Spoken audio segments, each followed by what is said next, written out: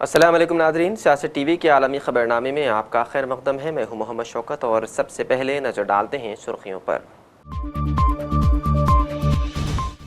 Iran से जंगबंदी में तोसी पर गौर नहीं, जंग ख़त्म होने के करीब। अमरीकी सदर का बयान, कहा ईरान बहुत शिद्दत से करना चाहता है मुआहदा।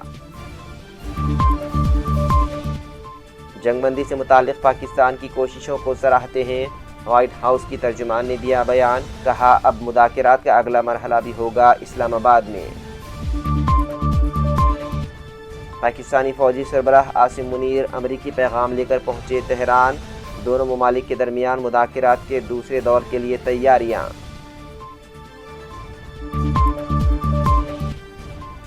दुनिया के लिए काबिल भरोसा सप्लाई चेन को यकीनी बनाएंगे हिंदुस्तान और ऑस्ट्रिया।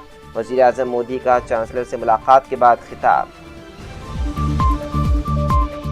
इसराइल का बड़ा फैसला, लिबनान में फौजी दायरेकार बढ़ाने का ऐलान। मुज़ाकरात पर पड़ सकता है मनफी असर।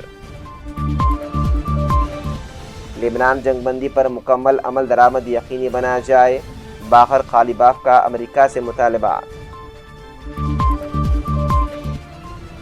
और खेल को सियासत से दूर रखें, ईरान आलमी कप में खेलेगा, फीफा के सदर का बयान। तो नाज़रीन, ये थी सुर्खियाँ। बढ़ते हैं खबरों की तफसील की जानिब। अमरीकी सदर डोनाल्ड ट्रंप ने कहा है कि ईरान से जंगबंदी में तोसी पर गौर नहीं कर रहे हैं और शायद इसकी ज़रूरत ही ना पड़े। अमरीकी टीवी को दिए गए इंटरव्यू में डोनाल्ड ट्रंप ने कहा है कि जंग ख़त्म होने के करीब है, ईरान बहुत शिद्दत से मुआहदा करना चाहता है। आने वाले दिनों में एक हैरत अंगेज़ मंजर देखने को मिलेगा। अमेरिका की तरजीह मुआहदा करना है। अमेरिकी सदर ने कहा कि ईरान के हमलों से खलीजी मुल्कों को शदीद धक्का पहुंचा है। उन्होंने हरगिज़ तवक्को नहीं थी कि ईरान उन पर हमला कर देगा। कतर, सऊदी अरब और मुत्तहिदा अरब इमारात शदीद हैरान हुए जब ईरान ने उन पर हमला किया। उन मुल्कों को अंदाज़ा ही नहीं था कि उन पर भी हमला हो सकता है। व्हाइट हाउस की तर्जुमान कैरोलिन लिवेट का कहना है कि जंगबंदी से मुताल्लिक़ पाकिस्तान की कोशिशों को सराहते हैं। मुज़ाकरात का अगला मरहला मुमकिन तौर पर इस्लामाबाद में होगा। तर्जुमान व्हाइट हाउस कैरोलिन लिवेट ने प्रेस कॉन्फ्रेंस करते हुए कहा है कि ईरान के साथ बातचीत नतीजा खेज़ जारी है। तर्जुमान व्हाइट हाउस ने कहा कि ईरान अमेरिका जंगबंदी से मुताल्लिक़ पाकिस्तान की संजीदा कोशिशों को सराहते हैं। मुज़ाकरात का अगला मरहला मुमकिन तौर पर इस्लामाबाद में होगा। ईरान से मुज़ाकरात में पाकिस्तान वाहिद सालिस है। I saw some reporting, again bad reporting this morning, that we had formally requested an extension of the ceasefire. That is not true at this moment. We've remained very much engaged in these negotiations, in these talks. You heard from the Vice President directly and the President this week that these conversations are productive and ongoing, and that's where we are right now. I've also seen some reporting about the potentiality for in-person discussions again. Those discussions are being had, but nothing is official until you hear it from us here at the White House. But we feel good about the prospects of a deal. The President mentioned that in his interview yesterday, and it's obviously in the best interest of Iran to meet the President's demands. I think he's made his red lines in these negotiations very clear to the other side, and so we are continuing to see how these conversations go. Would those talks be in Islamabad, or where would they be the next round? They would very likely be in the same place as they were last time, yes. With the same, I would just want to make one point that's important to the President. The Pakistanis have been incredible mediators throughout this process, and we really appreciate their friendship and their efforts to bring this deal to a close. So they are the only mediator in this negotiation. While there have been many countries around the world who want to offer their help, the President feels it's important to continue to streamline this communication through the Pakistanis, and so that's what मशरिक़ वस्ता में जारी कशीदगी के दरमियान पाकिस्तानी फ़ौजी सरबराह field marshal Asim Munir एक वफ़द के साथ Tehran पहुँच गए ताकि ईरान को अमेरिका का पैगाम पहुँचाया जा सके। वफ़द दोनों ममालिक के दरमियान मुज़ाकरात के दूसरे दौर का मनसूबा भी बना सकता है। पाकिस्तान के फ़ौजी सरबराह आसिम मुनीर और वज़ीर दाखिला मोहसिन नकवी की क़ियादत में एक वफ़द से मुलाकात के बाद ईरानी हुकूमत पहले अमेरिका के साथ मुज़ाकरात के अगले दौर का जायज़ा लेगी और फिर फ़ैसला करेगी। रिपोर्ट के मुताबिक लेबनान में जंगबंदी ईरान के फ़ैसले के लिए एक मुस्बित इशारा हो सकता है। आलमी बैंक के चीफ इकोनॉमिस्ट ग्लेंडर मिट ने खबरदार किया है कि ईरान में जंग के नतीजे में करोड़ों इंसान भूख का शिकार हो सकते हैं। वाशिंगटन में खबर एजेंसी से गुफ्तगू में उनका कहना था कि ईरान में जंग के नतीजे में करोड़ों इंसान भूख का शिकार हो सकते हैं। उन्होंने मजीद कहा है कि पहले ही दुनिया में 20 करोड़ अफराद ग़िज़ाई क़िल्लत और ग़िज़ाई अदम तहफ़्फ़ुज़ का शिकार हैं और हालिया जंग उनकी तादाद में 20% तक इजाफ़ा कर सकती है। कोलंबिया यूनिवर्सिटी के प्रोफेसर और मारूफ माहिर मुआशियात प्रोफेसर जेफरी ने ईरान कशीदगी, नाकाम मुज़ाकरात और मौजूदा अमरीकी पॉलिसी साजी को शदीद तनकीद का निशाना बनाया है। जेफरी ने इस सूरत हाल को गैर मुनज़्ज़म, गैर शफ़ाफ़ और अफरा तफ़री पर मबनी करार दिया और सदर ट्रंप की ज़ात, रवैये और दहनी कैफियत के बारे में बात करते हुए कहा कि मेरे ख़्याल में ये सब कुछ किसी गहरी या इंतहाई ज़हीन हिकमत अमली का नतीजा नहीं है, बल्कि इसमें एक तरह की अफरा तफ़री शामिल है। अमेरिकी सदर डोनाल्ड ट्रंप ने कहा है कि चीन ने अपने करीबी इत्तेहादी ईरान को असलह फराहम न करने पर इत्तेफाक किया है और उन्हें इस हवाले से चीनी सदर शी जिनपिंग की ज़ाती यकीन दहानी भी मौसूल हुई है। सदर ट्रंप ने social media platform truth social पर लिखा कि चीनी सदर ने ईरान को हथियार ना भेजने पर इत्तेफाक किया। वो मुझे चंद हफ्तों में चीन पहुँचने पर भरपूर अंदाज में खुशामदीद कहेंगे। ये बयान उन्होंने 14 मई को बीजिंग में मुजव्विदा अमेरिका और चीन की सबराही मुलाकात के हवाले से दिया।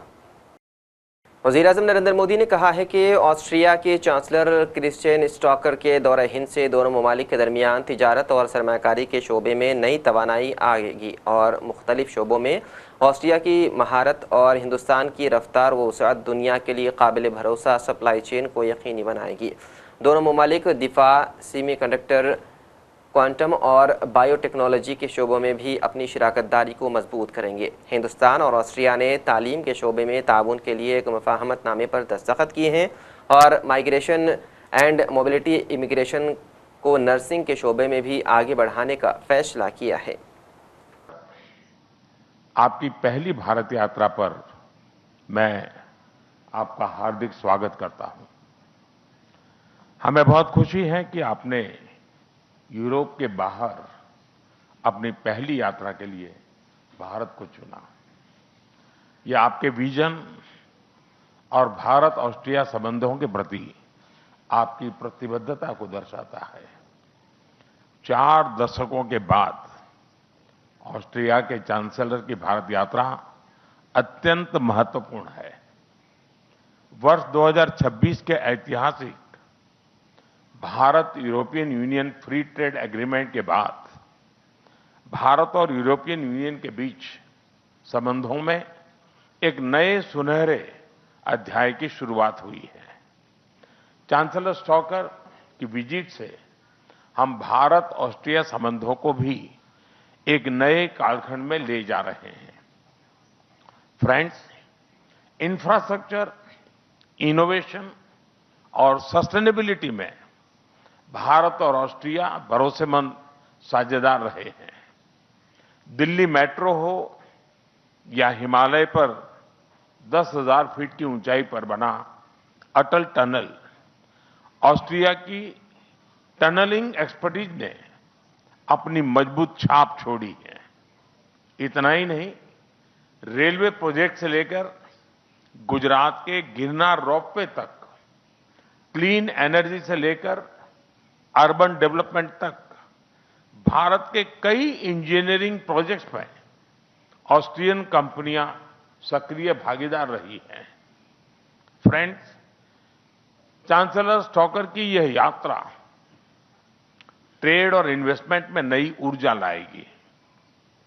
हमें बहुत खुशी है कि वे बड़े विजन और बड़े बिजनेस डेलीगेशन के साथ भारत आए हैं। हम ऑस्ट्रिया की लेबनान ने 8 अप्रैल को किए गए शदीद हमलों के खिलाफ अक़वाम मुत्तहिदा में बाज़ाब्ता शिकायत दर्ज करा दी है। लेबनान के खबर रसां इदारे की रिपोर्ट के मुताबिक लेबनान की वज़ारत ख़ारजा का कहना था कि दर्जनों मिसाइल हमलों में बेरूत के 100 से ज़ायद गुंजान आबादी रिहायशी इलाकों और मकामात को पेशगी इत्तला दिए बगैर निशाना बनाया गया। लेबनानी वज़ारत ख़ारजा के मुताबिक इसराइली हमले बैनुल-अक़वामी कानून के उसूलों की संगीन खिलाफ वर्जी है। 8 अप्रैल को इसराइली हमलों में शहीद होने वालों की तादाद अब तक 357 तक पहुँच गई है। इसराइली वज़ीर-ए-आज़म बेंजामिन नेतन्याहू ने फ़ौज को जनूबी लिबनान में सिक्योरिटी जोन को वसी करने का हुक्म दे दिया है, जबकि इसराइल और लिबनान के दरमियान आज मुज़ाकरात मुतवक्के हैं। इसराइली वज़ीर-ए-आज़म के दफ्तर के मुताबिक ये फैसला ऐसे वक्त में किया गया है जब हिजबुल्लाह के साथ झड़पें मुसलसल जारी हैं। बेंजामिन नेतन्याहू ने हिदायत दी है कि सिक्योरिटी जोन को मशरिक़ की जानिब जबल शेख यानी कि माउंट हरमन के दामन तक वसी किया जाए, जिसका मकसद इलाके में सिक्योरिटी को मजबूत बनाना और दरोज़ी बरादरी की हिमायत करना है।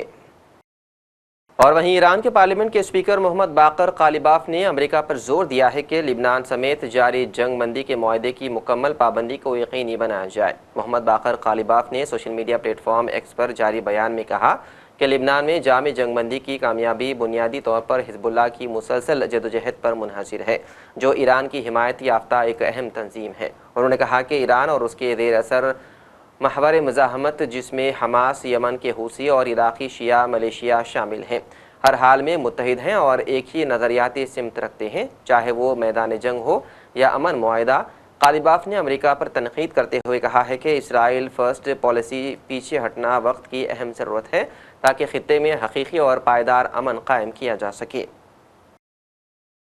वज़ारत ख़ारजा ने नरेंद्र मोदी और डोनाल्ड ट्रंप के दरमियान आला सतही फ़ोन कॉल की अहम तफसीलात शेयर की हैं, जिसमें आबनाए हुरमस को महफूज बनाने और इलाक़ाई इस्तेहकाम पर तवज्जो दी गई है।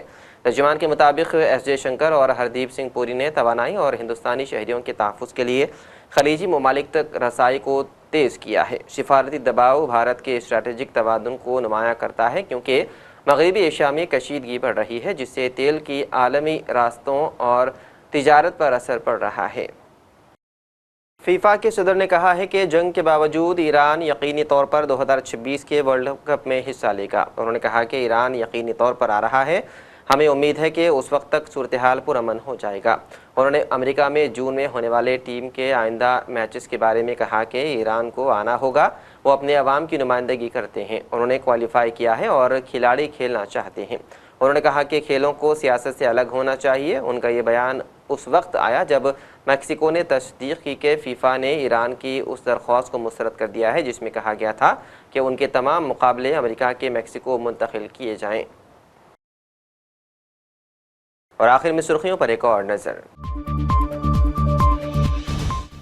ईरान से जंगबंदी में तोसी पर गौर नहीं, जंग खत्म होने के करीब, अमरीकी सदर का बयान। कहा ईरान बहुत शिद्दत से करना चाहता है मुआहदा। जंगबंदी से मुताल्लिक़ पाकिस्तान की कोशिशों को सराहते हैं, व्हाइट हाउस की तर्जुमान ने दिया बयान। कहा अब मुज़ाकरात का अगला मरहला भी होगा इस्लामाबाद में। पाकिस्तानी फौजी सरबराह आसिम मुनीर अमरीकी पैगाम लेकर पहुंचे तेहरान। दोनों ममालिक के दरमियान मुज़ाकरात के दूसरे दौर के लिए तैयारियां।